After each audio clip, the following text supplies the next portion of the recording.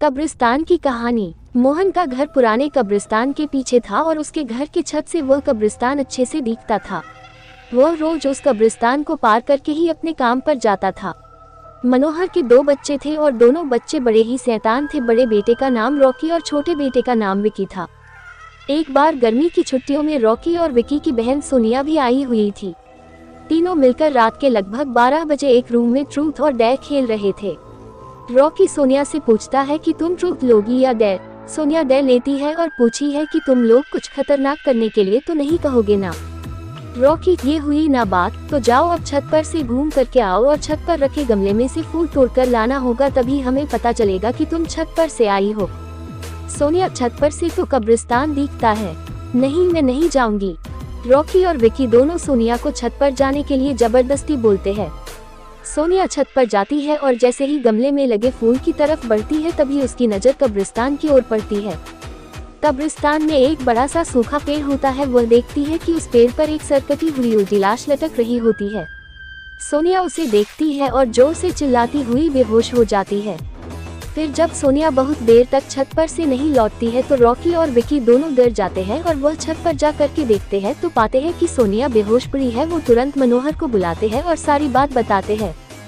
मनोहर, तुम तीनों को ऐसा खेल खेलने की जरूरत क्या थी? और रॉकी, तुम तो जानते हो उस कब्रिस्तान के बारे में कैसी कैसी खबरें आती है, फिर भी तुम सोनिया को रात में छत पर जाने के लिए क्यों भेजा?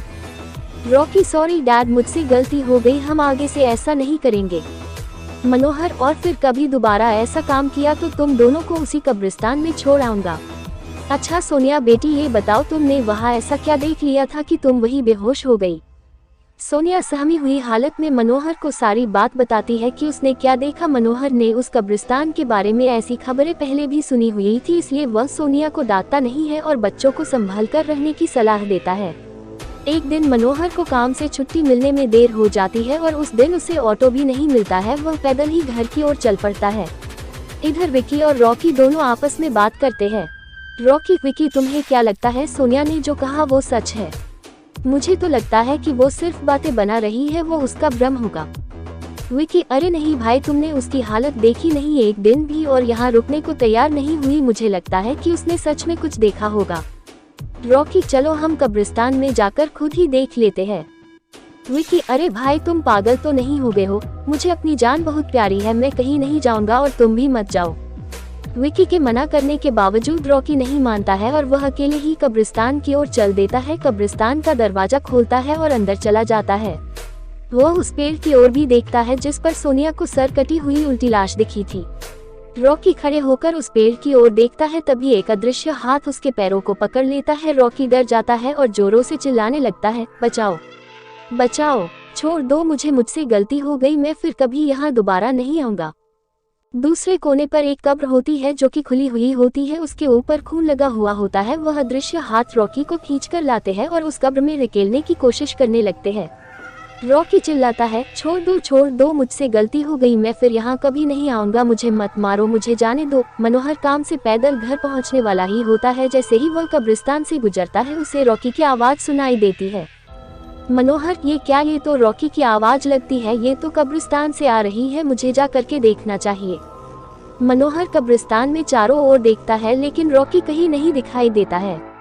वह घर लौट कर आ जाता है और विकी से पूछता है कि रॉकी कहाँ है। विकी, पापा मेरे बार बार मना करने के बावजूद भी रॉकी कब्रिस्तान में चला गया। वो जानना चाहता था कि सोनिया जो कह रही थी वो सच है या नहीं।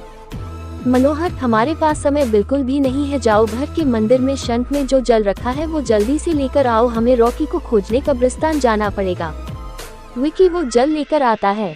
मनोहर और विकी कब्रिस्तान में जाते हैं।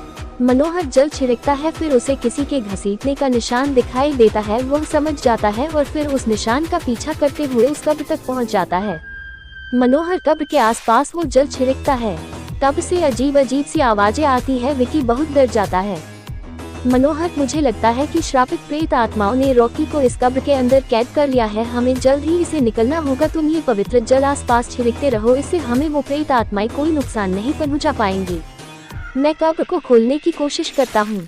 मनोहर उस कब्र को खोलने की बहुत कोशिश करता है। अंत में वह कब्र खुल जाती है। उसके अंदर रॉकी लगभग बेहोश पड़ा होता है। मनोहर रॉकी को लेकर हॉस्पिटल जाता है। उसकी हालत बहुत गंभीर होती है। उस दिन के बाद मनोहर उस घर को छोड़कर शहर से दूर एक दूसरे घर में अपने पूरे परिवार के साथ रहने चला जाता है।